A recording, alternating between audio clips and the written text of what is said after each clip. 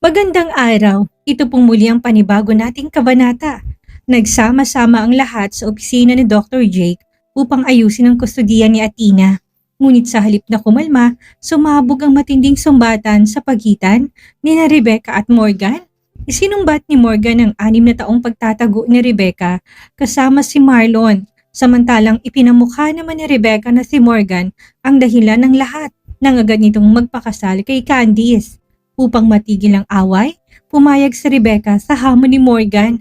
2 araw na pagsasama sa ilalim ng iisang bubong kasamang kanilang mga anak. Kakayanin kaya ni Rebecca na makasama si Morgan na hindi muling nadadala sa mga emosyon o ito na ang simula ng muli nilang paglalapit. Simulan na natin. Sa loob ng private office ni Dr. J. Calcarte ay naroon silang lahat. Tahimik ang buong silid pero ramdam ang bigat ng tensyon na parang anumang oras ay sasabog. Ang hospital scent, ang lamig ng aircon, ang tik-tak ng wall clock. Lahat yon hindi kayang takpan ng init ng bangayan na ilang minuto pa lang ay nagsisimula na. Magkaharap si Rebecca at Morgan sa mahabang mesa. Nasa tabi ni Rebecca ang abogado niyang si Marlon. Nakabukas ang folder at handang magsalita anumang oras. Sa kabilang side ay nakaupo si Dr. J. Calcarte, nagpipigil sa sarili habang tahimik na nagmamasid. Nasa gitna si Rebecca, mataas ang ulo pero mahigpit ang kapit sa braso ng upuan, pilit pinapakalmang sarili. Si Morgan naman ay nakasandal pero halatang handang sumabog ang mga daliri niya, hindi mapakali sa pagtapik sa mesa. Let me make this clear, may hinaong sabi ni Marlon habang nilalapag ang folder sa mesa.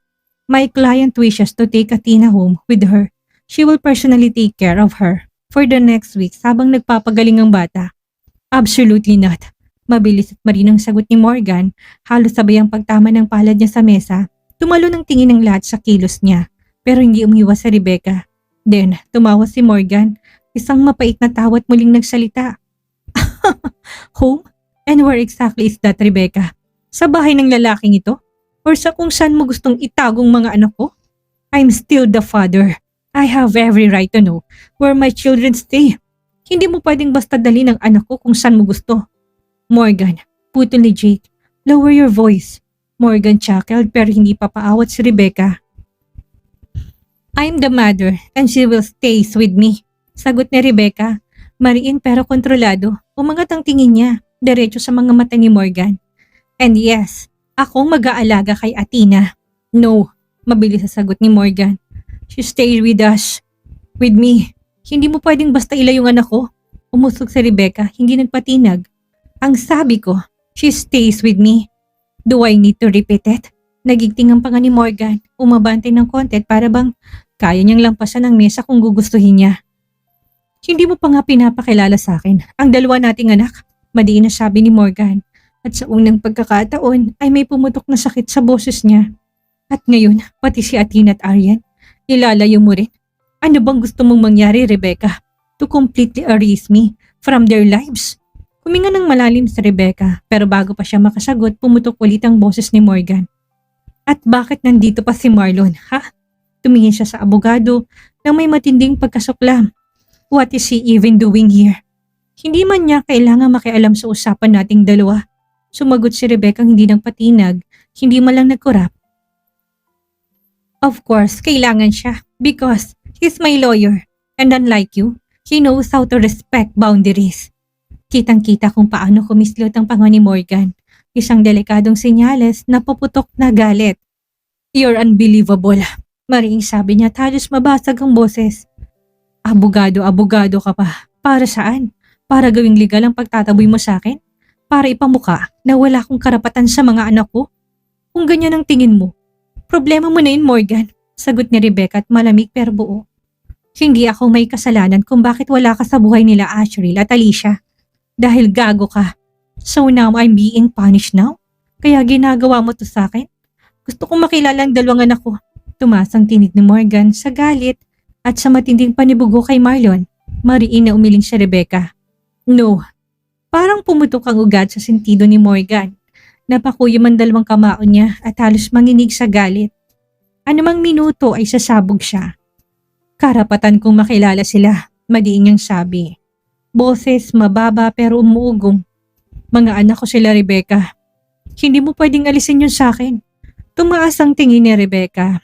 Cold, steady, walang kahit na anong bakas ng pag-urong. Karapatan? Umiling siya, mabagal. You lost that the moment you walk away from us? Saglit na tila tumigil ang oras. Kumibot ang panga ni Morgan, kitang pagpipigil sa sarili. Then his voice cracked. Hindi dahil mahina siya, kundi dahil puno ng hinanakit at panibugo ang dibdib niya. Hindi ako nawala, Rebecca. Umusod siya ng isang hakbang. Hindi para makipagtalo, kundi para humabol sa isang bagay na ninako sa kanya. Ikaw ang lumayo. Pinaniwala mo kung patay ka na. Nanginginig ang dulo ng boses niya habang nagpapatuloy magsalita. Mabagal, madiin, walang takas kahit kanino. Kung hindi mo ginawa yun, humugot siya ng hangin at parang nilulunok ang lahat ng sakit na ilang taon niyang kinimkim. Sana naayos kong pamilya natin. Sana hindi tayo nagkahiwa-hiwalay. Tinuro niya si Marlon. Hindi galit ang nasa mata niya kundi isang mas malalim na betrayal, confusion, heartbreak. Pero anong ginawa mo? Bumabang boses niya. Halos pabulong pero puno ng hinanakit. Sumama ka sa kanya. Imbis na ayusin ang problema natin. Nagtago ka. Almost 6 years, Rebecca. Saglit siyang napayuko sa sahig bago bumalik sa mga mata ni Rebecca. Puno ng sakit, puno ng tanong na hindi niya masabi. For God's sake, napalunok siya. How could you do that to me? Sa huling linyang yon makikitang sakit na sumisigaw sa mga mata ni Morgan. Halos mabasag ang tensyon sa pagitan nilang dalawa. Tumaas ang mukha ni Rebecca. Matigas ang panga, malamig ang tingin. Isang tingin na hindi na naghahanap ng paliwanag. Her voice came out sharp, diretso at walang pakialam kung masaktan siya o si Morgan. Akong lumayo, umiling siya at mabagal at halos mapanuyang mapakla ang ngiti. Ikaw ang dahilan kung bakit ako tuluyang nawala. Napapitlag si Morgan pero hindi kumibo.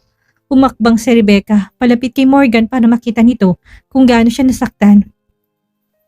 Isang buwan, Morgan, aniya. Boses niya mababa pero nanginginig sa pinipigil na luha at galit. Isang buwan bago ko nagising. Isang buwan bago ko nakitang kambal natin. Nagbukas ang bibig ni Morgan para magsalita pero agad siyang pinutol ni Rebecca. Mas matalim at mas malakas. Pinipigilan nila ako noon pero pinili pa rin kitang puntahan. Humigpit ang pagkakakuyom ng mga kamao niya.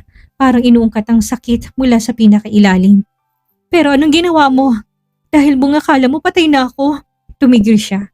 Huminga ng malalim at bumulusok ang salitang parang sampal. Nagpakasal ka kagad kay Candice. Parang nawala ng kulay yung mukha ni Morgan. Nalaki ang mata, kasunod ang mabigat na paghinga. Pero hindi pa tapos si Rebecca. I was there, maring sabi niya. Sa simbahan, nakita kung paano mo siya tinignan. How you held her hand. Nakita ko paano mo siya pinakasalan. Nalaglag ang dalawang balikat ni Morgan. Isang malalim na buntong hiningang pinakawala ni Morgan. Puno ng kapaitan at pagsisisi ang mukha. At alam mo ba kung ano mas masakit pa?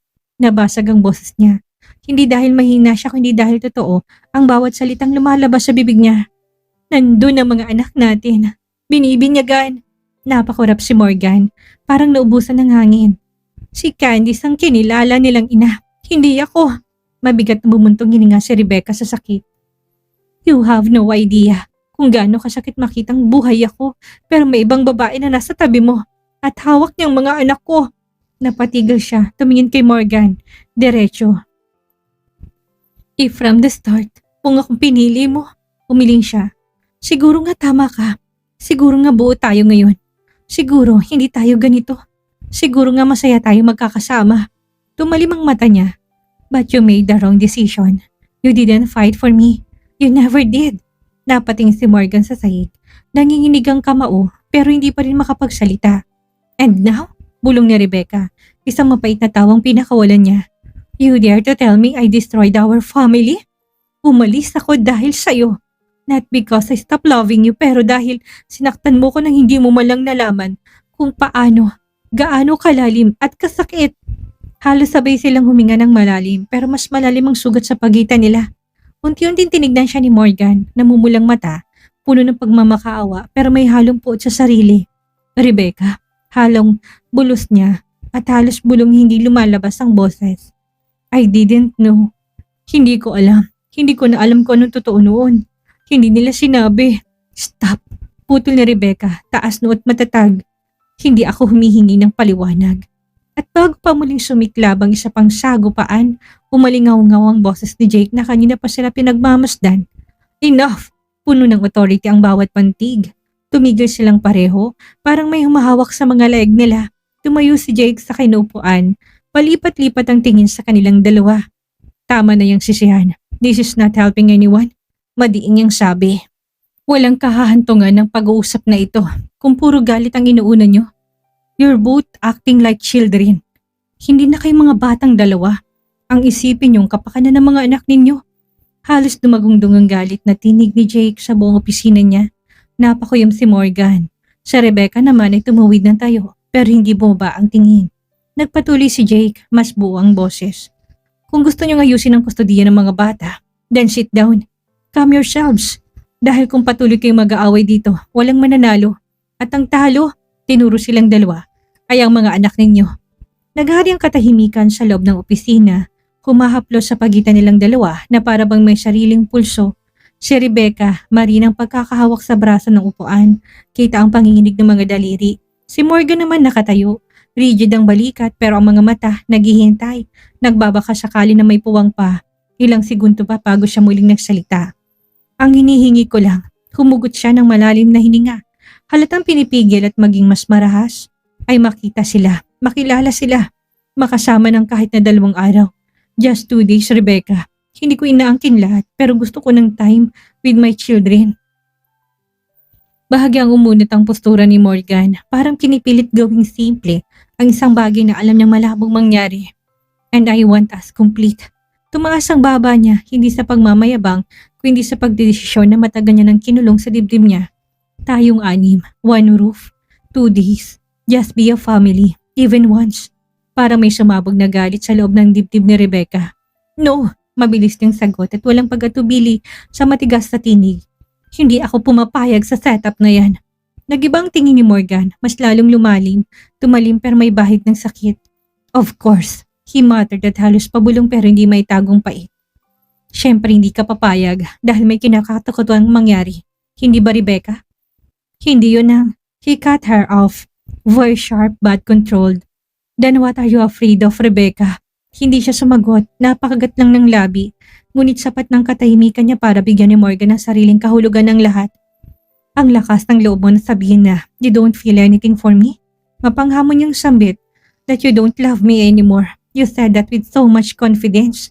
Umusad siya ng isang hakbang, hindi agresibo pero sapat para maramdaman ni Rebecca ang bigat ng presensya niya. So if you truly feel nothing, bahagyang kumiling ang ulo niya. Halos hamon ng bawat salita. Then why can't you stomach the idea of being under the same roof with me for just 2 days? Napasinghap sa Rebecca. Nanlaki ang mga mata at para bang hindi inasahang babanat ng ganun si Morgan. Anong sinasabi mo? Hindi ako takot, no? Mabilis sa sagot niya at mataas ang boses. Lutang sa tensyon. Sumila yung ngiti sa sulok ng labi ni Morgan. Ngiting hindi masaya. Ngiting nakakita ng takot kay Rebecca. Really? Tuya nito. You're not scared? Taas nung tumingin sa Rebecca kay Morgan. Tama, madiin ni Rebecca at halos nagingit-ngit. I'm not scared. Nagtagpo ang mga mata nilang muli. Isang bangga ang 2 taong parehong sugatan. Parehong matigas ang sigaw ng puso kahit hindi nila aminin. Good, bulong ni Morgan. Unti-unting sumeryosong muka. Then let's do it. Napatigil si Rebecca. What? If you're not scared, then prove it. His voice dropped into a deeper, heavier tone. Isang tono na walang kawala sa Rebecca. Let's stay together. 2 days. 1 roof with our children. Marasyang lumingon kay Marlon. Para bang sa isang iglap, humihingi siya ng direksyon doon. Hindi dahil wala siyang sariling isip, kundi dahil kailangan niya ng kahit na konting anchor sa gitna ng unos na bumabalot sa kanya at kay Morgan. Wala siyang masabi ngunit malinaw ang nasa mata niya. Should I? Kaya ko ba? Hindi niya rin maintindihan kung bakit ganun ang nararamdaman niya. Bakit parang may kumakabog na hindi dapat kumabog. Bakit parang may humahabol sa dibdib niya tuwing naiisip niyang makakasama niya si Morgan sa isang bubong. I'm not scared of him, marin sa isip niya. I'm scared of what I still feel. At yun ang mas nakakatakot. Ayaw niyang makasama si Morgan. Ayaw niyang makita kung paano siya nito titigan. Kung paano unti-unting guguhit ulit ang koneksyong pilit niyang pinuputol. Ayaw niyang maramdaman na may puwang pa yun dahil alam niyang hindi niya dapat maramdaman. Pero hindi rin siya pwedeng umatras. 2 araw lang, 2 days to survive him, 2 days before everything changes, at 2 days before dumating ang big event na siguradong yayanig kay Morgan at sa buong pamilya nito. Kung magmamatigas pa rin si Morgan at ayaw ibigay ang mga bata sa kanya pagkatapos nito, nasa kamay ni Rebecca ang huling alas, ang hospital. Ito ang gagamitin niya laban kay Morgan. Kuminga siya ng malalim at tinignan si Marlon ulit. Tumango ang lalaki. Hindi pilit, hindi nag-uudyo kundi isang tahimik, matatag na, I'm here. Whatever you decide, I will back up you. And that was all she needed. Rebecca straightened her spine, tinanggal ang takot sa boses at muling hinarap si Morgan. Hindi niya nilubayan ang mata nito kahit ramdam niya na may bagyong naghihintay doon. Pinilit niyang pinasilay ang isang mahinang ngiti. Hindi rin sarkastiko, isang ngiting puno ng pagpapanatag pero may talim na parang espada. Okay, she said, steady and cold. Kung yan ang gusto mo, fine. Napatuwid ang likod ni Morgan sa narig sa asawa. Hindi niya alam kung yun ay tagumpay o babala, pero ang apoy sa mga mata niya ay biglang sumiklab. Parang hindi to sanay na pumayag sa Rebecca na hindi lumalaban. Pero sa isip niya, gagawin niyang lahat para sa puso't kapatawaran ni Rebecca. 2 araw, isang bubong at 2 pusong matagal nagbanggaan pero hindi kailanman tuluyang naputol. Ramdam ni Morgan mahal pa rin siya ni Rebecca. Natabunan lang ng galit, maliman pero naisip niyang gamitin ng mga anak para maipanalong muli ang puso ng babaeng mahal niya. Pero hindi pa tapos si Rebecca. Muli itong nagsalita at may kondisyon ako. Malamig niyang sabi. Bawat titik ay parang pako sa mesa. Bawal kang lumapit sa akin. Bawal kang dumikit kahit dulo ng daliri mo. Marinyang sabi. Tumigil sa paghinga si Marlon, napakunot ang noo ni Jake at si Morgan abot tenga ang ngisi. Hindi basta ngisi, isang mapait, malalim at nakakapanghinang mapait na tawang umalingaw-ngaw sa 4 na sulok ng opisina. Parang nangaasar, parang nanunukat. Pagangat niya ng tingin kay Rebecca, may apoy sa mga mata nito, puno ng panghahamon at desire na pilit nitong tinitiklop. So that's it, anas ni Morgan. May nakakalokong ngiti sa kanyang labi. Ano bang kinatatakutan mo, Rebecca? Lumapit siya ng isang hakbang. Si Morgan kay Rebecca, tila hinahamon ng babae. Nakapag dumikit ako sa'yo, tumigil siya tinaas ang kilay. Makakalimutan mo ulit lahat ng galit mo? Pakiramdam ni Rebecca na mulang 2 pisngi niya sa sinabi ni Morgan. Tumigas ang balikat niya pero hindi siya papatalo. She tried to open her mouth to say something but Morgan didn't stop. It isn't as if I am going to rape you. He snapped, may di na sabi niya pero walang preno. At bakit ko gagawin yon? Tumalas ang boses niya, halos sumungol sa bigat. When I have every right, Rebecca. Nakatitig siya ng diretso sa asawa, halos hindi kumukurap. You are still my wife. Diiniin niya ang salitang wife. Sinagat at parang gusto niyang isaksak yun sa puso't kaluluwa ni Rebecca. Ang katotohanan. Parang natuklaw naman si Rebecca. Namilog ang mata niya at halos ayaw niyang huminga. This time pakiramdam niya pulang-pula ng pisngi niya. Hindi sa hiya kundi sa matinding insulto. At sa katotohanang hindi niya maikakaila. He's right. They are still married. At doon siya nababahala. You're ridiculous. Singhal niya, pilit pinapakalmang sarili pero hindi kayang itagong pagkatulala sa lakas ng dating ng asawa. Ang asawang nanatiling nakatitig sa kanya na para bang inaakit siya. Hindi rin bumaba ang tono at lalong hindi nagbibiro ang mga mata nito. Kinabahan tuloy si Rebecca. Ridiculous? Tumaas ang kilay niya, tumawa ng konti. You set rules you can't even stand by. You're terrified of something you keep denying. Akmang magsasalita si Rebecca para sumagot pero naunahan siya ng isang malakas at authoritative na boses. Tama na, putol ni Jake, mabigat ang tono. Sapat para tumigil siya. Walang mangyayari kung puro kayo salita ng salita. Parehong hindi gumalaw sina Rebecca at Morgan pero ramdam ang init na parang lalong sumiksik sa pagitan nila. At dahil nagkasundo na kayo, pagpapatuloy ni Jake, bahagyang tumaas ang boses. Ako na magdedesisyon kung saan kayo titira sa loob ng 2 araw. At pareho silang natameme sa sandaling yon. Wala nang tumutol. Klaro ang lahat. Hindi pa man nagsisimula ang 2 araw na yon, pero parang sisiklab na kaagad ang bagyo sa kanilang dalawa. Sa isip ni Rebecca, hindi ako papaapekto, pero nanginginig ang mga tuhod niya. Napangiwi si Rebecca. Kitang-kita niyang ngiting tagumpay sa labi ni Morgan. Yung tipong ngiti na hindi lang basta smug, kung hindi nanunundot. Para bang sinasabing, got you. Kahit wala pa man talagang nangyayari. Napairap siya ng malalim. Don't get ahead of yourself, Morgan. Hindi pa tapos ito. Hindi ka pa nananalo sa akin. Lalo na, 2 days? Fine, pero hindi mo ako mababasag ng ganong kadali. Hindi pa tapos ang buo niyang inner retort nang bigla siyang hawakan ni Morgan. Let's go. Aniya, mababa, firm, hindi na tumingin sa iba. Puntahan na natin si Athena at Adrian. Our children are waiting.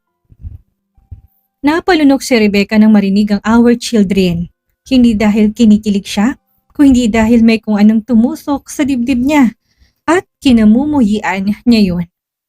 Talagang nakakatindig balahibo at nakakaputok ng dibdib ang mga huling eksenang ito.